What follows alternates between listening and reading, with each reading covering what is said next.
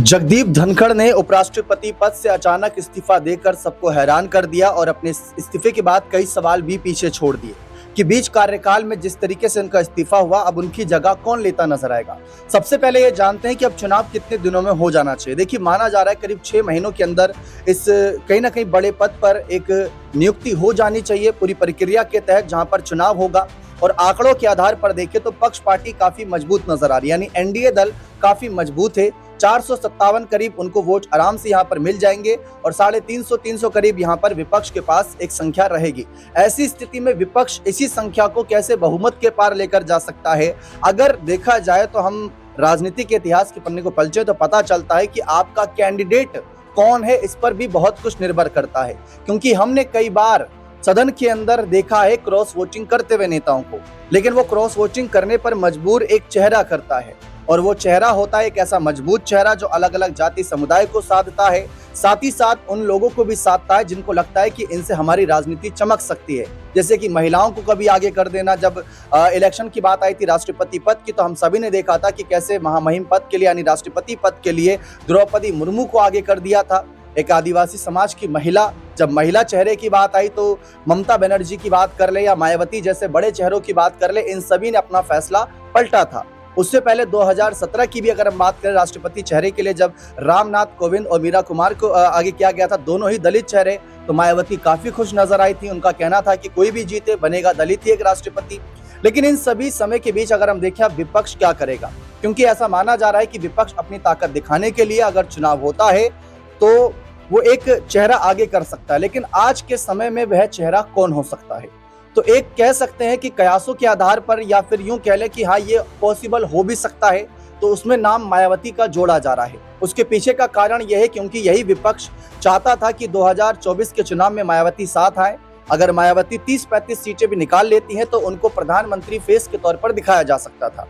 क्योंकि एचडी देवेगौड़ा की अगर हम बात करें, एक समय था जब वो 46 सांसद उनकी पार्टी के जीते थे, तब भारत देश के प्रधानमंत्री बन गए थे। भले ही कुछ समय के लिए थे, लेकिन प्रधानमंत्री पद तक तो पहुंचे। लेकिन इससे पहले भी मायावती को राष्ट्रपति और उपराष्ट्रपति जैसे बड़े पदों के लिए हमेशा नाम सुझाया गया, लेकिन मायावती ने कहा कि इन पदों पर आगे करने का सीधा सीधा तात्पर्य यह रहता है कि आपको संन्यास की तरफ भेजना, जबकि मैं अपने बहुजन मूवमेंट के लिए, अपनी जनता के लिए हमेशा अंतिम सांस तक लड़ती रहूंगी जमीनी स्तर पर। क्योंकि वहां गए तो वहां पर आपको वो फैसले लेने पड़ेंगे जो आप बदलाव की ओर नहीं देख सकते। तो फिलहाल उस पद का काफी सम्मान भी मायावती करती है, लेकिन अब सवाल यह है कि विपक्ष का कौन होगा चेहरा, कोई होगा भी या फिर नहीं होगा। देखिए, पिछली बार हमने देखा था कि जब उपराष्ट्रपति के इलेक्शन हुए थे, राष्ट्रपति के इलेक्शन हुए थे, तो दोनों बार एनडीए दल के कैंडिडेट को ही मायावती ने सपोर्ट किया था।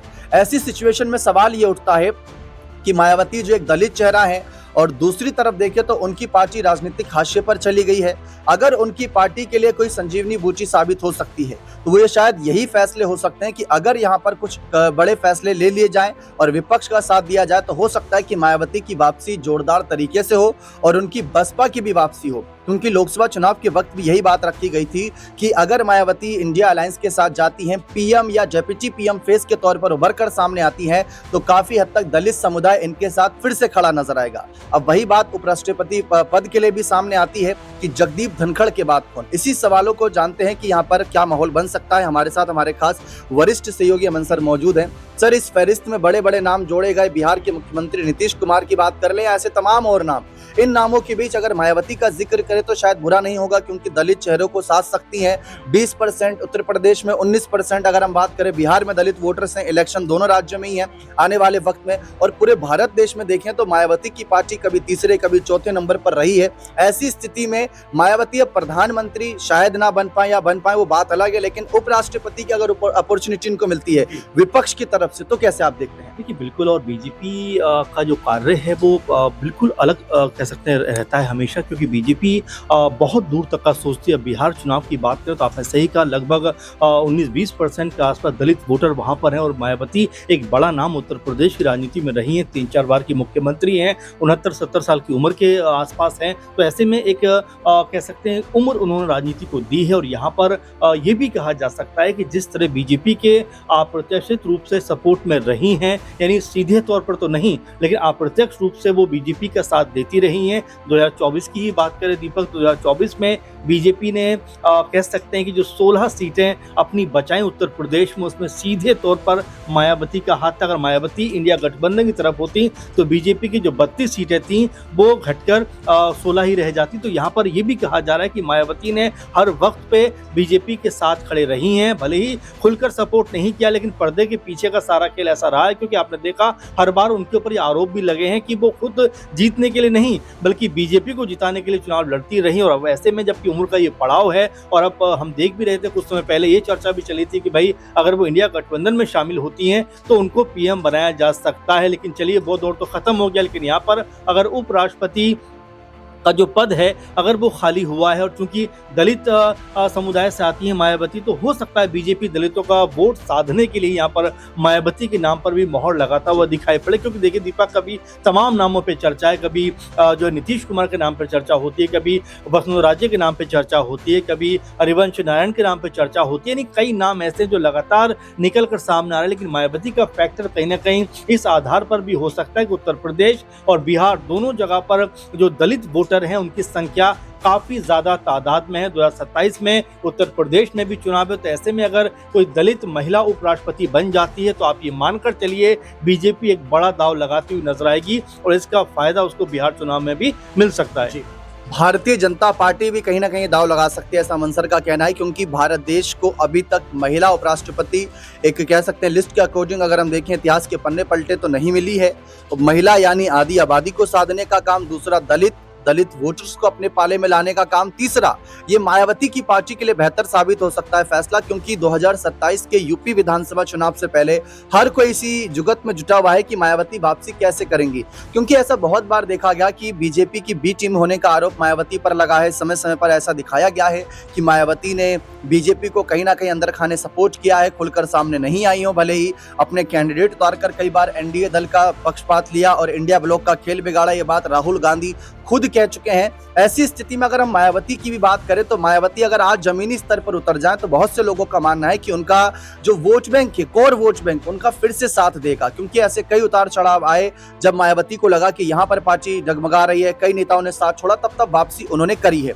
ऐसी सिचुएशन में अमन सर एक सवाल रहेगा कि अगर हम देखें मायावती की पार्टी के लिए 2027 से पहले ये कैसी अपॉर्चुनिटी बनेगी, क्योंकि अगर यहाँ पर अपने आप को आगे करती हैं, फिर अगर उस इलेक्शन में अपने भतीजे या किसी पार्टी के सीनियर नेता को आगे कर दें तो एक अपॉर्चुनिटी मानी जा रही, क्योंकि इसके अलावा कुछ और विकल्प नजर नहीं आ रहा कि मायावती अब वापसी कैसे करेंगे। बिल्कुल, और देखिए उत्तर प्रदेश में एक समय मायावती सबसे मजबूत नेताओं में गिनी जाती थी महिला नेता के तौर पर, तो मेरे ख्याल में उत्तर प्रदेश से उनसे ताकतवर नेता कोई रहा नहीं है। लेकिन अगर बीते 4-5 सालों की खासकर बात करें तो ऐसा लगता है कि मायावती अब राजनीति से थोड़ा सा अपने आप को दूर कर रही हैं, और इसी का फायदा चंद्रशेखर आजाद ने भी उठाया। आप देखिए जहां पर भी कोई दलितों के साथ में कोई अत्याचार या कोई भी ऐसी घटना होती है, आजाद या उनकी टीम वहां पर पहुंचती हुई दिखाई पड़ती है। और यही कहा जा रहा है कि जो जमीनी स्तर पर अब तक मायावती ने काम किया था, यानी मायावती को दलितों का मसीहा के तौर पर देखा जाता रहा है, और ये बात खुद आजाद भी कहते रहे। लेकिन जैसे ही उनको गैप मिला, यानी कि मायावती ने कह सकते हैं कि जमीन पर उतरना उतना ज्यादा मुनासिब नहीं समझा, स्वास्थ्य कारण भी हो सकते हैं, तमाम और भी कारण हो सकते हैं, लेकिन उसी का फायदा आजाद को मिला। तो अब अगर यहाँ पर मायावती उपराष्ट्रपति बन जाती हैं और आकाश आनंद पार्टी की बागडोर संभालते हैं, तो जाहिर बात है कि यहाँ पर एक नया विकल्प बनता हुआ दिखाई पड़ेगा कि भाई जो अब तक आकाश आनंद अपने आप को साबित करने में जुटे हुए थे, कहीं ना कहीं वो यहाँ पर अब अपने आप को मजबूत कर पाएंगे, और साथ में मायावती को एक पद मिलेगा कि भाई चलिए इतने समय तक मजबूत नेता रही उत्तर प्रदेश में, कह सकते हैं कई बार मुख्यमंत्री बनी, अब अगर वो उपराष्ट्रपति के पद पर बैठती हैं तो ये उत्तर प्रदेश के लिए भी सम्मान की बात होगा, दलित वर्ग है उनके लिए भी सम्मान की बात होगा। तो जाहिर बात है यहाँ पर एक कार्य से बीजेपी कई चीजों को साध सकती है, और यही वजह है कि मायावती का नाम निकल कर सामने आ रहा है कि भाई तजुर्बा उनका, उम्र उनकी, और साथ में जिस तरह से बीजेपी को इनडायरेक्ट वे में उन्होंने सपोर्ट किया है, क्या उसका फायदा अब उनको मिलता हुआ नजर आएगा। जब राष्ट्रपति और उपराष्ट्रपति के इलेक्शन थे तो विपक्ष की लगातार कुछ बैठकें हुई थी, लेकिन उन बैठकों में मायावती को नजरअंदाज किया था, जिसकी वजह से ममता बनर्जी के फैसले से मायावती उस वक्त काफी नाराज हो गई थी। और उन्होंने कहा था कि देखिए किस तरीके से दलित समुदाय के बड़े नेताओं का अपमान किया जा रहा है, उनको नहीं बुलाया जा रहा। यहाँ तक कि इंडिया ब्लॉक की जब लोकसभा इलेक्शन को लेकर भी बैठकें हुई थी तब भी मायावती को निमंत्रण नहीं भेजा गया था। लालू यादव ने कहा था कि हम उनसे बात किए ही नहीं। ऐसे कई सारी बातें सामने आई और फिर विपक्ष सामने आकर कहता है कि मायावती हमारे साथ क्यों नहीं आती।